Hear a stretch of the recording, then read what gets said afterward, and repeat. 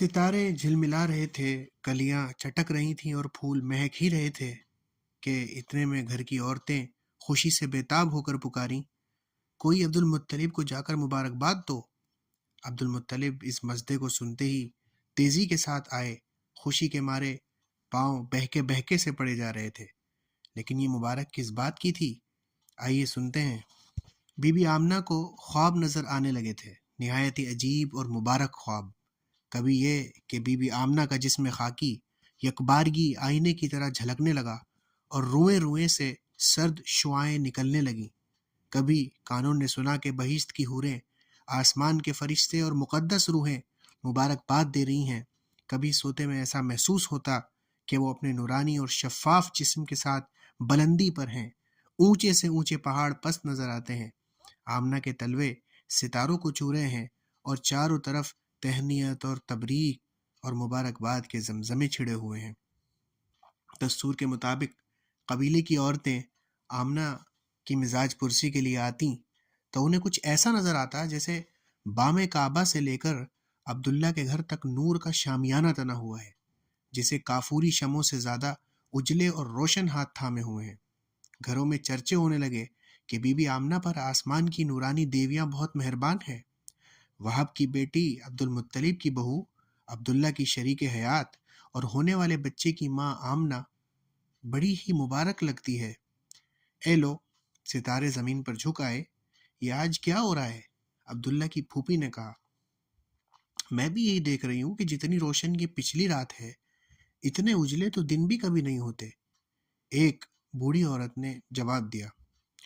उम्मे माबद, और ये खुनक हवाएं, बादे सुबगाही के झोंके, नसीम सहर की अटखेलियां और ये जो दरे दीवार झूम रहे हैं, ताइफ के सब्जाजारों और बगीचों की भी मैंने सुबह देखी हैं, पर आज की सुबह तो सबसे ज़्यादा अजीब है।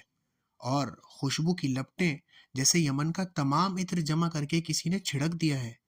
काश इस रात की सुबह न होती और हम सदा यही मंजर देखते रहते। तीसरी औरत ने भी दुपट्टे का आंचल मोड़ते हुए ये बातें कहीं। कुरैश के जिन घरानों में लोग आज जल्द उठ बैठे थे, वो अपने बुतों को थामते थामते और उठाते उठाते थक जा रहे थे, मगर बुत किसी तरह खड़े रहने के लिए तैयार न थे। उनकी तो पेशानियां आप ही आप सजदे में झुकी जा रही थी। आज क्या हो गया मेरे माबूद को? लेटे जाते हैं, गिरे जाते हैं, शायद नींद आ रही है, मगर बुत तो सोया ही नहीं करते। कहीं मुझसे नाराज तो नहीं हो गए? लाओ फिर एक बार खुलूस अकीदत से सजदा करूं।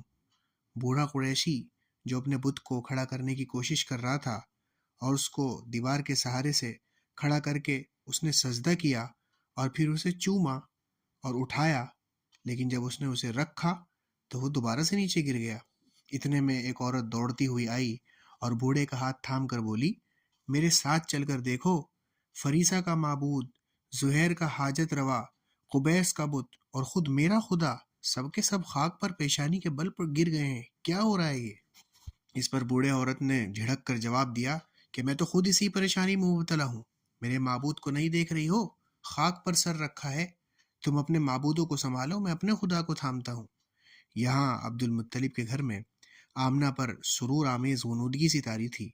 इसी आलम में उनके कानून ने सुना, ये इस्माइल ज़बीहुल्लाह की माँ हाजरा हैं। आवाज़ थोड़ी देर के लिए रुक गई और वफ़क़े के बाद ज़्यादा शीनी लहजे में किसी ने कहा, उम्मे अहमद, दुआए इब्राहीम अलैहिस्सलाम मुबारक हो। आमना, ये ईसा रूहुल्लाह की माँ मरियम अलैहिस्सलाम है, कुंवारी मरियम, शहर जलील के मुबलक की वालदा मुहतरमा। फिर दूसरी आवाज़ ऐसी आई कि उम्मे मोहम्मद, नवीद मसीहा मुबारक। अभी दिन रात मिले जुले थे, इसलिए कि दोनों की तकदीरों को एक साथ चमकना था। सहर नमूदार हो रही थी।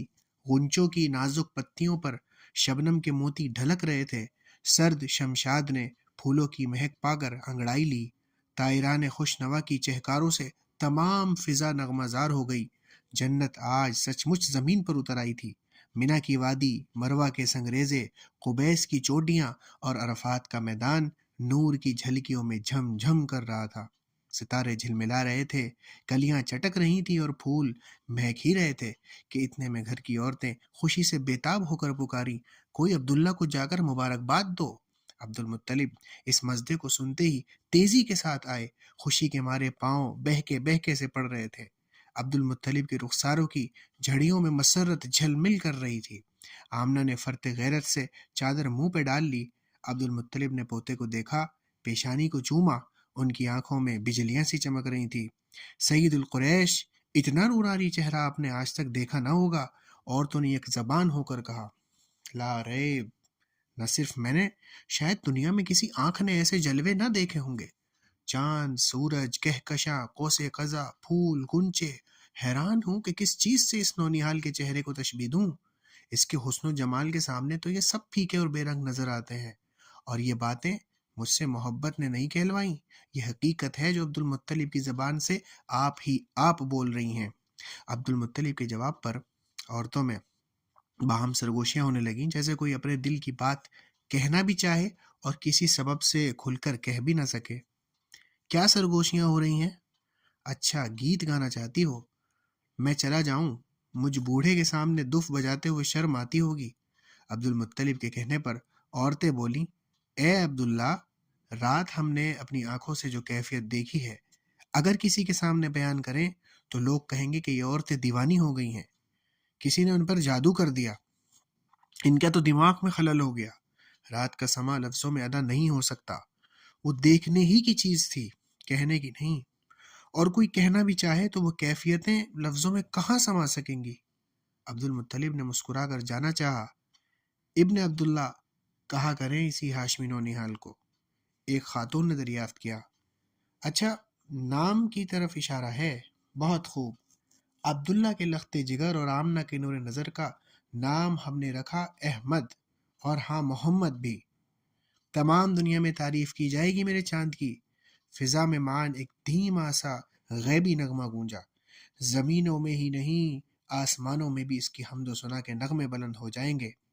عبد المطلب کا جواب سن کر آمنہ کے ہونٹوں پر مسکراہٹ کھیلنے لگی، جیسے کہ اس کے دل کی بات عبد المطلب کی زبان پر آ گئی ہو۔